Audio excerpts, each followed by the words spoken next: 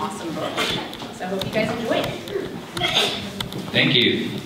My name's Colin. Thanks for coming, you guys. Yeah, so we're the writer. I'm the writer. She's the illustrator of the Wildwood Chronicles. The first book is the one that you have in your hands. And we just finished the third book. And that's what I was going to do a little reading from. And then we were going to talk about not only the books themselves, but also talk about how we got to make the books, how we made them, and also the kind of things we did when we were your age, when we were into writing short stories and books and doing illustrations. But first I'm going to do a reading. This reading is a little spooky. Are you guys okay with spooky stuff? Are you guys okay with scary stuff? Okay. I don't know. You let me know if it gets too scary, alright? I'll keep checking in with you if it's not too spooky. Okay, so the beginning of this book, and this won't give away too much if you're just starting the first book. But it's basically taking place in this imagined enchanted forest called the Wood. And there's a group of girls who are having a slumber party, and they sneak out in order to go to a ruined stone house and have a seance. Do you know what a seance is? You move back? Seance is when there's people and it's on a ghost.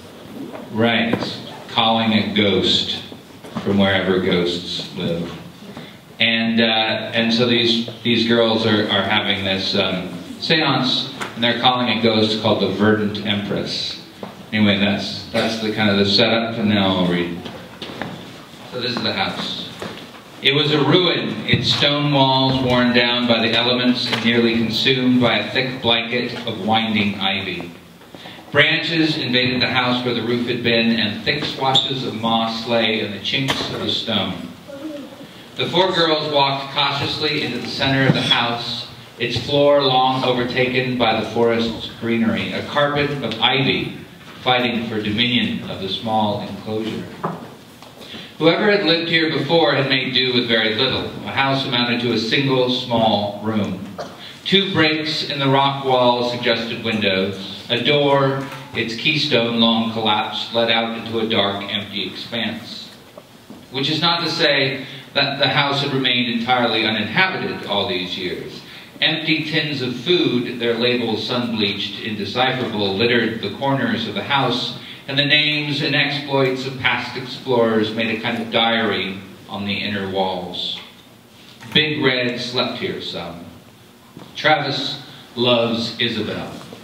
Not really now, not anymore. Long live the Empress, were all scrawled in chalk and paint or chiseled in the stone.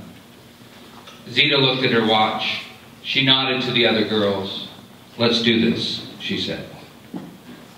As she'd been told, as she'd heard from the older girls in her class, as she finally learned when she got older, the Verdant Empress was a ghost who inhabited the house, who'd lived in the house centuries before when the Wood was an empire. She'd run afoul of the old government, and they had sent knives to exact their final revenge. But rather than take her life, the assassins went after something more precious to her, her son. To greaten her suffering, they let the woman live. The Empress, it was said, lost her mind over her murdered child and spent the rest of her many years wandering the Wood, asking after his whereabouts, her addled mind having ceased to believe that he was dead. It was said she died of a broken heart, a forgotten and embittered old woman. Her gray hair became so filled with leaves and twigs in her wanderings that the locals coined a new name for her, the Verdant Empress. It was almost as if she was becoming a part of the forest itself.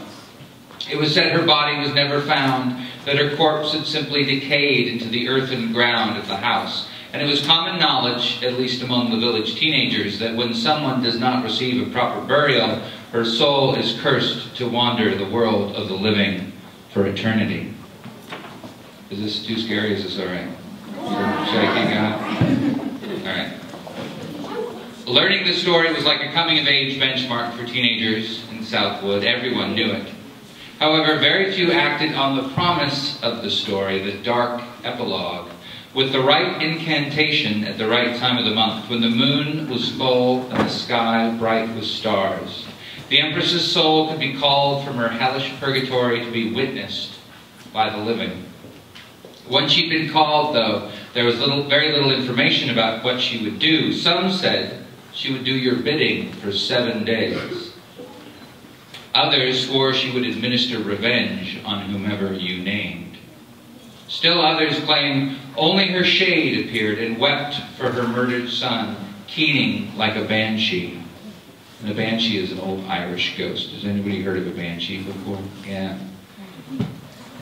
In any case, it was enough to drive the macabre fantasies of Zita and make her determined to bring the woman's ghost from the ether. At Zita's instruction, the 3 other girls gathered round her in a tight circle in the center of the structure. She set the mirror at her feet. Taking the censer from Kendra, and a censer, I should explain, is like a little brass ball on a chain that you put incense in and it smokes. So you use it in religious ceremonies. So taking the censer from Kendra, she opened it and filled the chamber with sage leaves Alice had brought. The girls were silent as they followed Zita's instructions, staring at their friend with the quiet expressions of parishioners before a solemn clergyman. Finally, she produced the blue bottle from her pocket and proceeded to pour its contents into the censer. By the light of the lantern held by Kendra, the stuff appeared to be a grainy gray powder. "Match," said Zita. Alice brought out a small box labeled "The Horse and Hind Public House."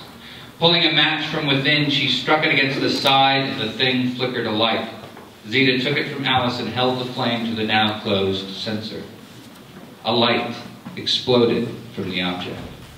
Kendra shrieked. Alice threw her hand to her face. Only Zita and little Becca remained calm as an eerie illumination blew from the holes in the censer and flooded the ruined house like someone had tripped a floodlight.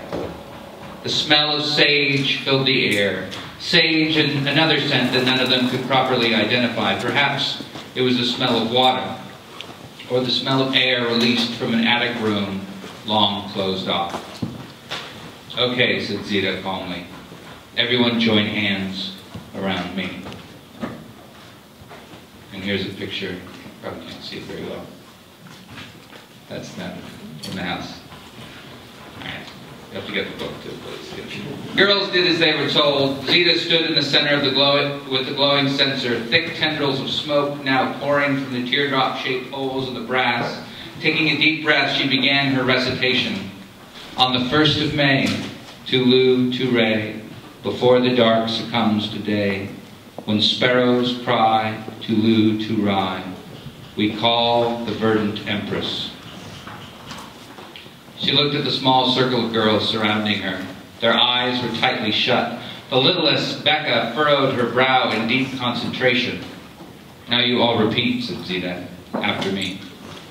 And they did. "We call you, verdant Empress. We call you, verdant Empress, verdant Empress, verdant Empress." Then Zita spoke alone. "Now count off. I'm going to turn." The girls hummed the count as Zita made slow pirouettes in the center of the circle. 1, 2, 3. Suddenly the light from the censer was snuffed out like an extinguished candle flame. The ivy rustled at their feet, though no breeze disturbed the air. And then, issuing from the ground, came the distinct sound of a woman's low, gravelly moan. Kendra screamed and fell backward. Alice grabbed Becca and, in an absolute state of panic, threw her sister over her shoulder and stumbled for the house's doorway. Within a flash, 3 of the 4 girls had made a hasty exit from the house and were sprinting, screaming through the encircling woods. Only Zita remained transfixed, the extinguished censer swinging in her hand. All was silent. The moaning had ceased. The ivy had stopped writhing. Zita looked down at the mirror at her feet. The glass was fogged. Slowly, words began to scrawl across the glass as if drawn there by a finger. "Girl," they read. Zita's breath caught in her throat. "I am awake." See you pass. Thank you. Thank you.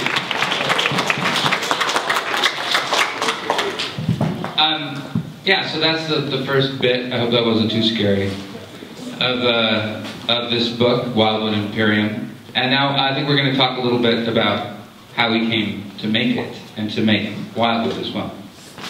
Right, so this is Colin. You guys met him. He wrote these books. My name is Carson. I'm the illustrator. I'm also Colin's wife. It's convenient for us. We get to work together and live together. And we're going to talk to you guys, like he said, a little bit about how we came to work together, how we came to make these books, and also a little bit about what we were doing long, long ago when we were your age. Because we loved to do what we do now when we were your age. I love to draw, he loved to write. And that work that we did back then, that artwork, informed the kind of work we do now. It's really closely related to it. In fact, it's almost exactly like it, just a little better. Do any of you guys like writing stories? Awesome. How about people? Drawing. People who like to draw? Awesome. It's got a little bit of some double up there. Yeah. Writer illustrators. You can do both things too. I see some really beautiful art on the walls here. I was admiring it before. Okay, so in order to tell you a little bit about us when we were kids, we're going to have to take a time machine. That's our time machine. What? Does that not look like a time machine? That's our time machine. They come in all shapes and sizes. And we have to go back before we worked on the second book, and even the first book in the series, which you're holding, and back before we met, which was a long time ago. We've known each other for 17 years. We have to go way, way back to the year 1984. Oh, look at this cool guy. That's me in 1984. And none of you were around in 1984, but that's about as 1984 as a picture as can possibly be. I'm wearing moon boots. I don't know if you guys still have moon boots now. And a kind of a leather wristband with buckles on it that was really cool at the time, and also a sweatshirt that says "Breakin'" on it. Which is for breakdancing, which you guys still have now. That's the one thing that made it into 2014. And really bad bedhead, as you can see. Anyway, that was me in 1984, and I was really into writing stories. And I actually had written a letter to an author named Ray Bradbury. Has anybody heard of Ray Bradbury? Few of you. And he wrote science fiction stories, and I was really into him. And I wrote him a letter, and here it is. And I guess I had good penmanship for the time. So I like to think that I've improved since then. I don't know if that's true. I think your handwriting's gotten worse, actually. Yeah. All downhill from here. But I wrote, and I told Ray Bradbury, and I quote, "I have somewhat established a writing occupation for the time being, and hopefully for the future. I started writing when I was in first grade, when I wrote a short story called The Blizzard Monster, and I've been writing short stories since." Ray Bradbury never wrote me back. I think he thought that I was an established author and he didn't need to give me any advice. But I also wanted to read you an example of the stuff that I was writing at the time, and this is one of those short stories, and this is called The Killer Marshmallow, and it's also really scary, so you guys just be prepared. So it goes like this. I'm going to read it to you. It was a cold winter night. The wind blew like an eagle, howling across the land, and the snow fell like shaving cream. Pretty good description, right? Good first sentence. It was one of those particular nights that Mr. Reld was sitting by his cozy fire roasting marshmallows. So I assume that that's what you would do as a grown-up. If you had like a cozy fire, you would sit in front of it and roast marshmallows. He was about to eat one when he heard a knock at the door. "Who is it?" he asked. There was no answer. Mr. Reld sat up desperately. "Come on, who is it?" There was still no answer. He jumped up and ran to the door and opened it. "Who is..." His mouth opened wide. His face had a gruesome look because there lied a burnt marshmallow. He screamed with fright. He yelled help, but it was too late. He was swallowed and devoured in 1 minute. It's really specific about how long it would take for you to get eaten by a marshmallow. That takes exactly 1 minute. You have a question? That's a very good drawing. Oh yeah, and then I also drew. Thank you. It's illustrated. I illustrated it too. I was a burgeoning illustrator. And that's a burnt marshmallow at the bottom. That weird black spot. So hopefully my illustration has improved too since then. No, maybe not. Maybe not. And then I also wrote stories like this called The Lost Pyramid. That was about an archaeologist named Carrie Crendel, PhD. I typed this one, which was exciting for me at the time. And I also wrote poems or songs. And this is also me. I'm looking like a very cool guy back then. And I write poems and songs, and this is one of them, and I'll read it to you. It's called Tales of a Long Lost Father. Your father was an ape man, it's not very hard to see, raised in a jungle on an island in the sea. Your father was a dragon, he had a frightful breath, he lived in a cave, and his middle name was Death. It was very scary.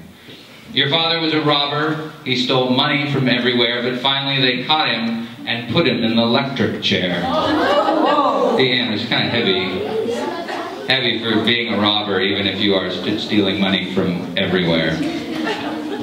Anyway, so I kind of had a weird, dark sense. I was into scary, dark stuff, clearly, at the time.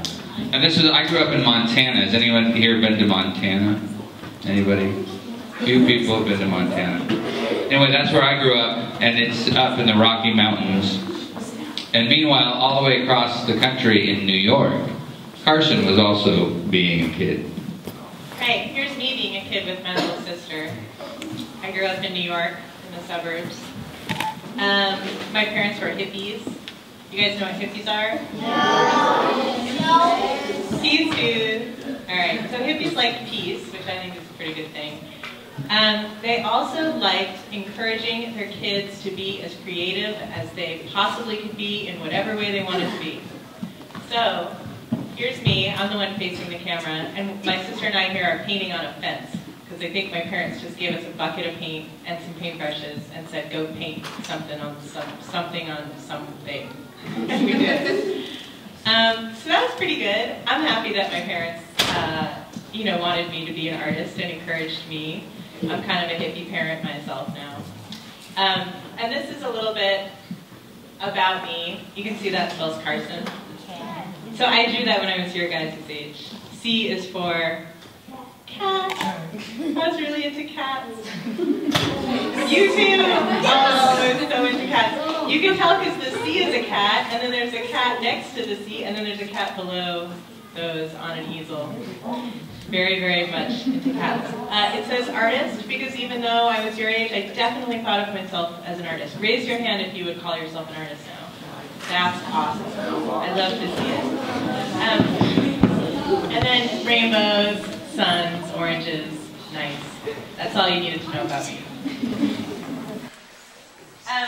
I was really into animals. I loved cats, like we talked about. I also loved trying to capture wild animals and make them my pets, because I don't know if you saw in that first photo, but I kind of lived in the country. There was a lot of wild animals around. And in case you guys think I'm not telling the truth about that, I brought a letter from my summer camp from 1987. It says, Dear Mrs. Ellis, that's my mom. This is someone writing a letter to her. Carson was bitten by a chipmunk while trying to capture him. It really happened. The bite was very superficial and was quickly cleansed with an antibacterial soap and water, etc., etc. She was also cautioned to leave wild animals alone. But I didn't do that. I didn't listen to them. I loved capturing them. I was also really into horses. I don't know if anyone here is into horses. Yes, good. Me too. I noticed a lot of girls. Any boys in here into horses? Nice. Awesome. I liked horses and girls that were best friends. That was kind of my thing. So you can see Cindy and Dallas here. They're obviously best friends, and she's obviously a cowgirl, which I really wanted to be. This is a story I wrote and illustrated about a girl who got a pony for her 8th birthday. Not me. That never happened. I wished it did, but my mean parents never bought me a pony. And then this is a picture of a girl weeping and a unicorn weeping, and they're clearly crying because they're separated, like me and my pony that my parents never got me for my birthday. Sad, right? And then I have one more unicorn picture. This is the king, and the reason why I put it in was because it's the best unicorn I drew when I was a kid. You see how it says "do not loose" up in the corner? Yeah. I actually meant "do not lose" because I love this illustration so much. I loved reading books with illustrations.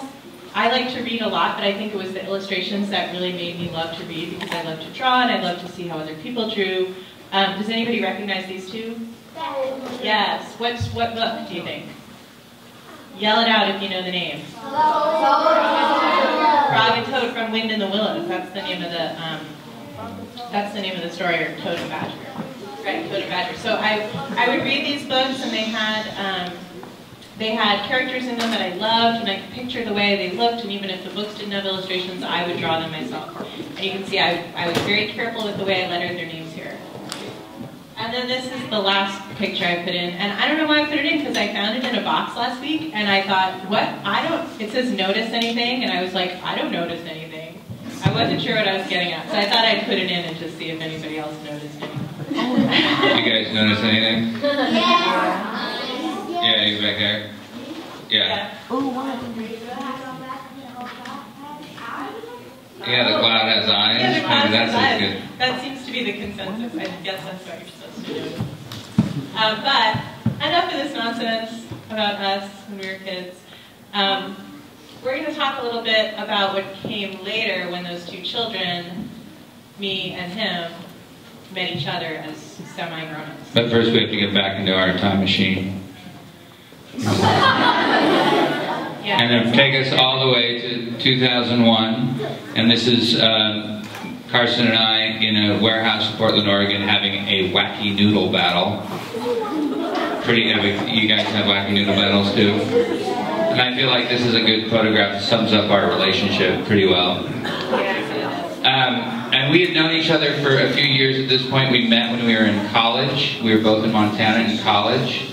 And I was in a band called Tarkio, and Carson would do the flyers, like the posters for the shows, to let everybody know the shows were happening. And this is one that she did.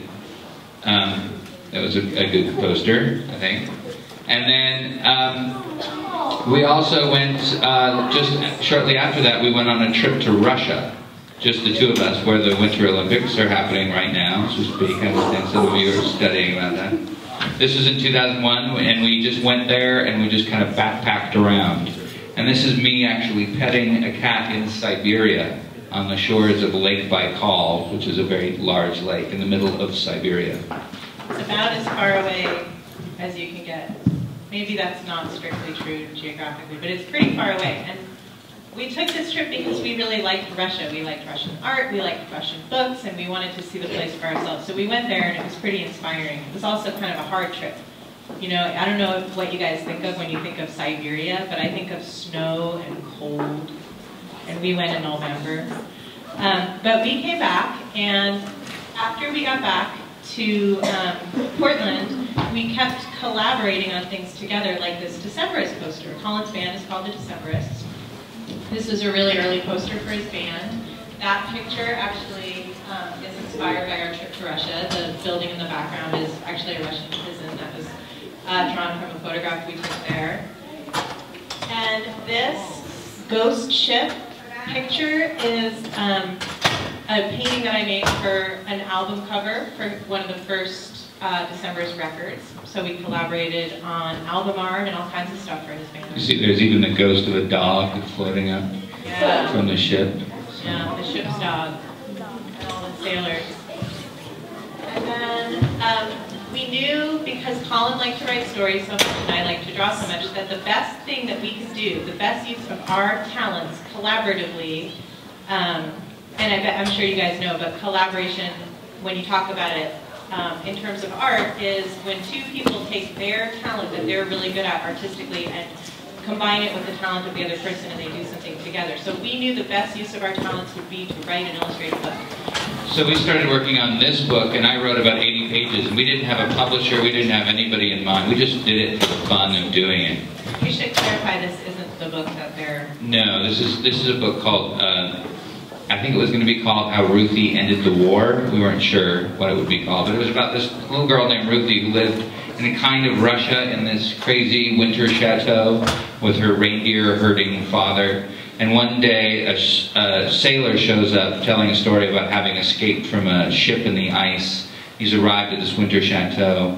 The family takes him in and he tells his story to Ruthie's father in his study, and Ruthie listens in, eavesdrops, and she gets busted and is punished for eavesdropping and gets put in a gun shed overnight.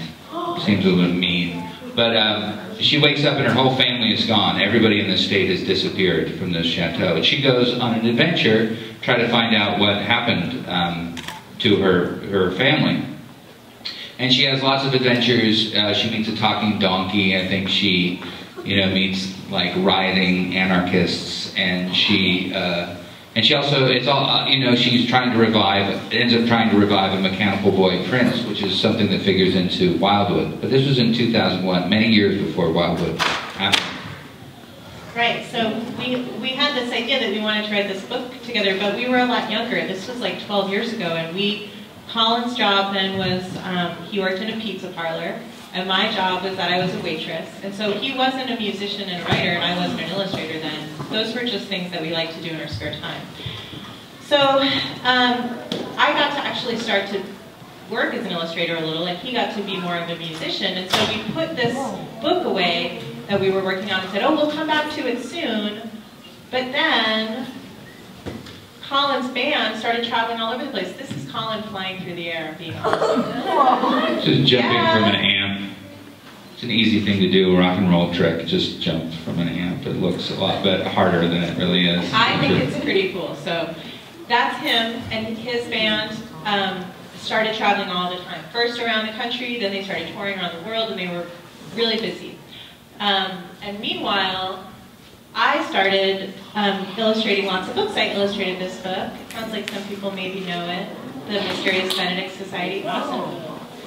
And then this book by Lemony Snicket, and a bunch of other books too. So we're super busy.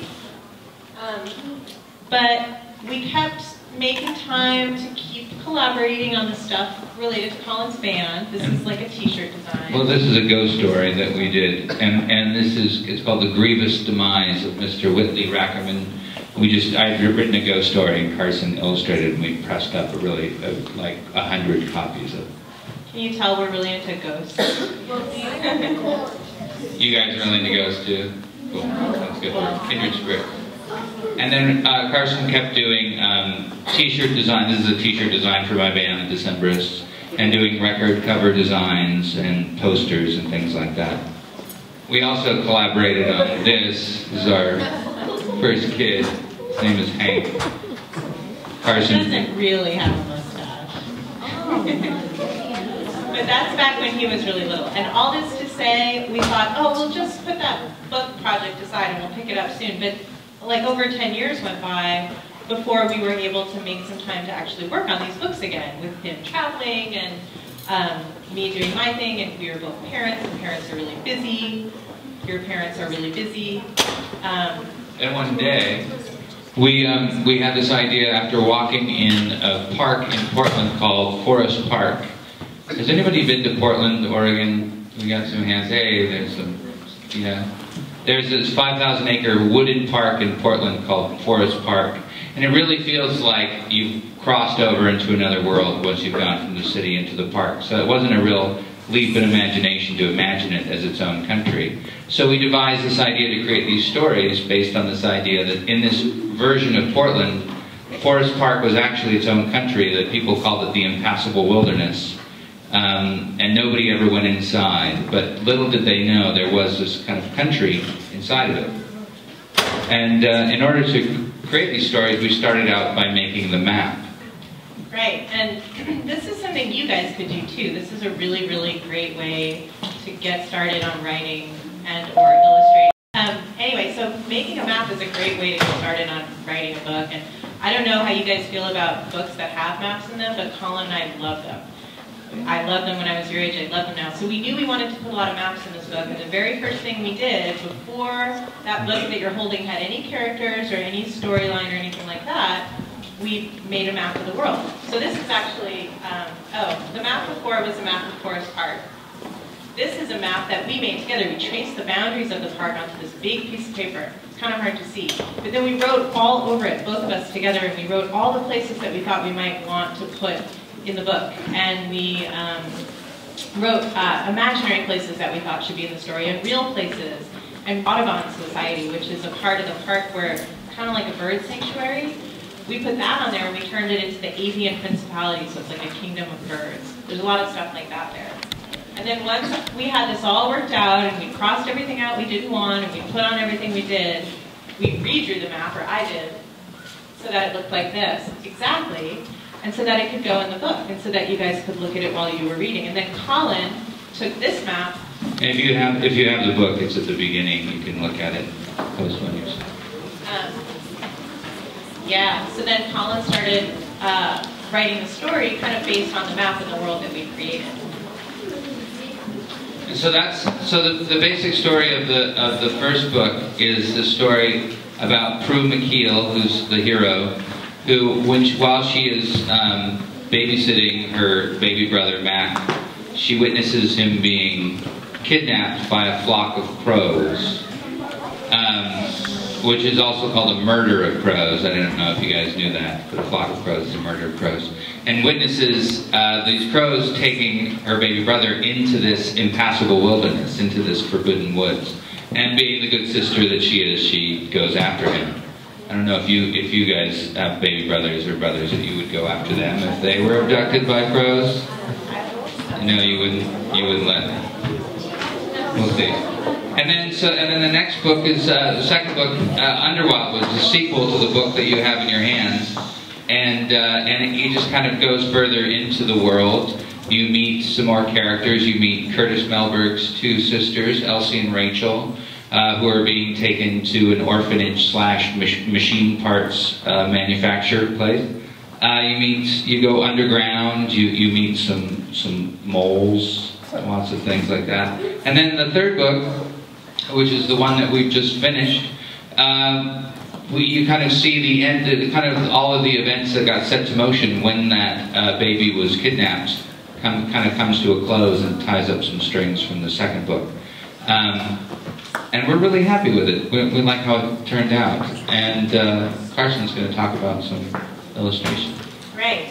So like I said, we're super into maps. And this is a map that's in the third book. Each of the books is in 3 sections, 3 parts. And each part has a map. And that map kind of highlights some of the action and some of the story that takes place in that part.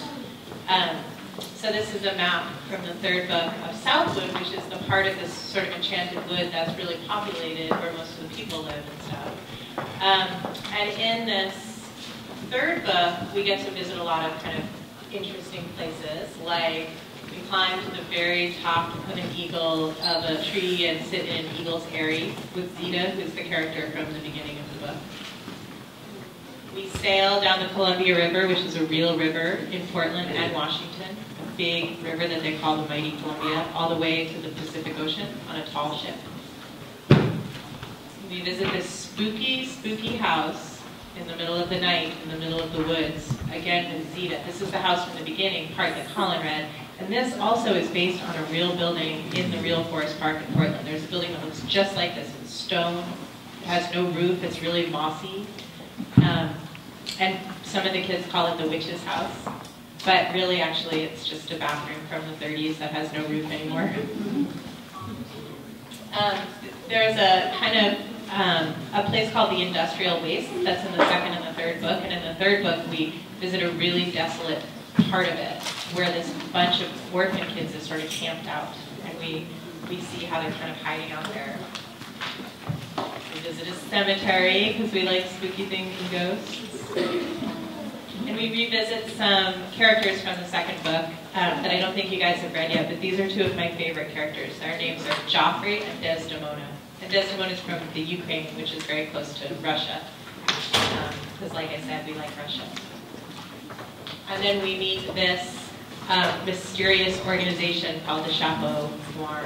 And we can't tell you what they do, but you'll have to read the book to find out. But, so that's a little bit about the book, and those are some of the illustrations, and maybe you're wondering what's in the future for us. But in order to do that, we have to take another time machine, one final time machine. One more. And here we go, into the future. And that's the best time machine. So this is the third book in the series, the one that we just finished, Wildwood Imperium. It's awesome that you guys have just started out on the first one. I hope you make it to the second one and the third one, because a lot of things happen and transpire that I think will be very cool, that you will like in these books. But for the time being, Carson's got another couple books to work on herself, and I'm going to start working with the band again and recording with the band, so we're kind of stepping away from our roles as writer and illustrator for a bit. But it's been really fun to do, and it's been fun to see this sort of lifelong dream of ours come true. So thanks. So we'd love to take some questions if you guys have any questions about this. Yeah.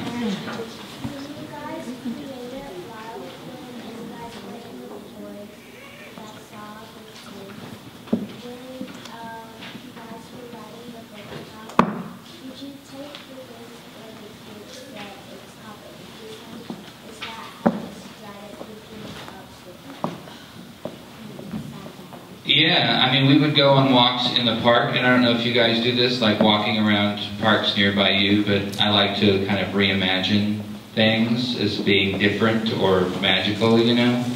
And there is this old house that we would walk by, this ruined house that used to be just a public bathroom, but everybody calls it the witch's house. And it's just like in the story, it's really got graffiti in it, and like a burned out fire pit. It's kind of a creepy place. Oh, sorry, go on. Yeah, so I would think of different things that maybe what that house could be. You know, what was it in the past, and what could it be in this other imagined story? Yeah, good question. You right there? Yeah.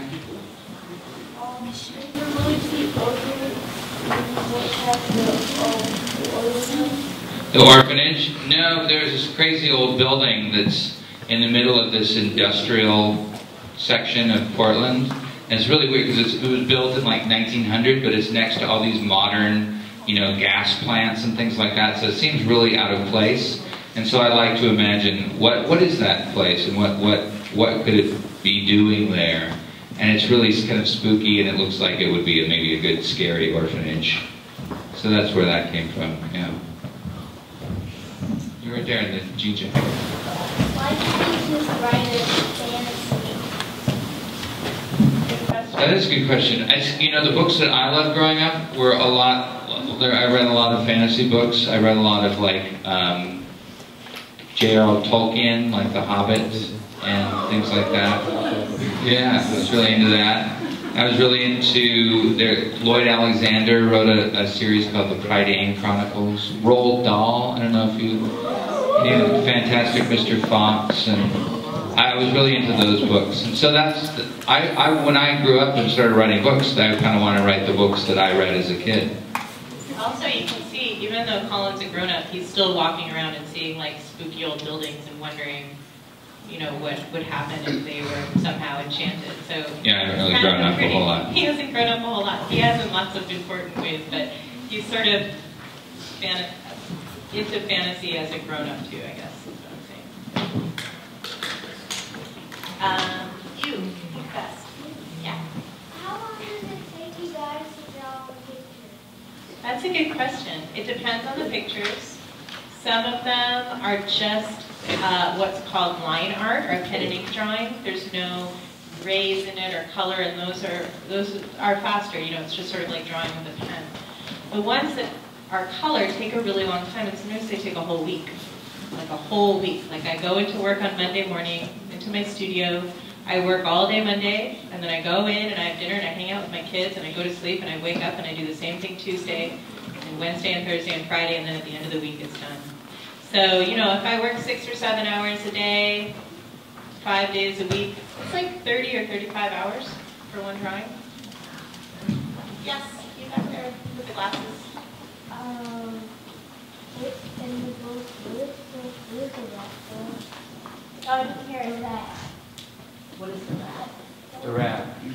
Who's the rat with? Who is the rat? With. Oh, she want to know who the rat is.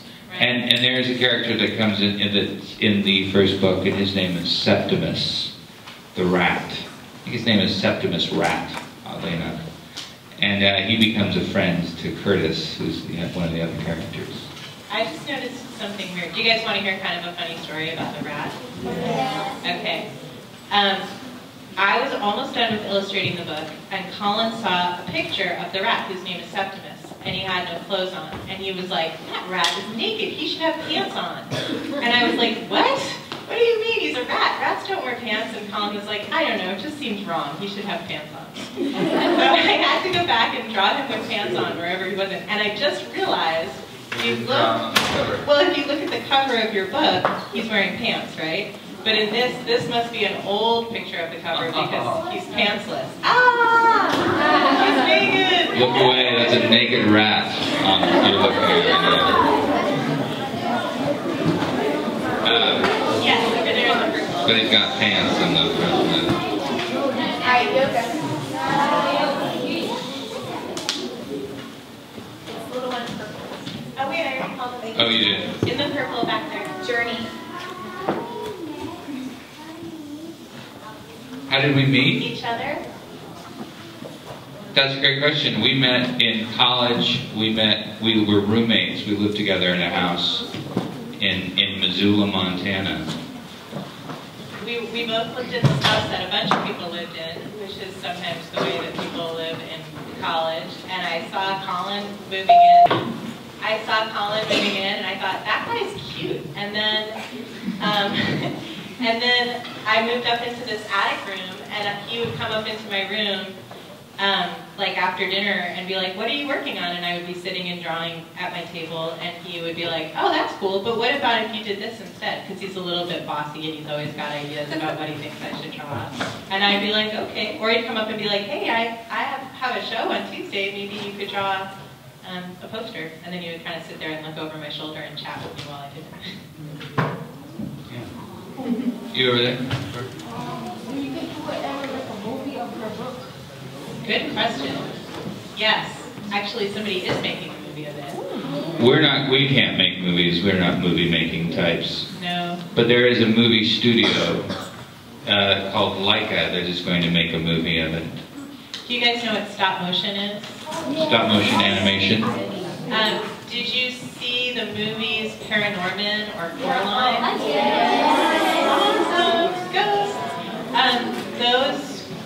Those book movies were both made by Leica, which is a movie studio in Portland who does stop motion, and they're the same people that are going to make the movie of Wildwood.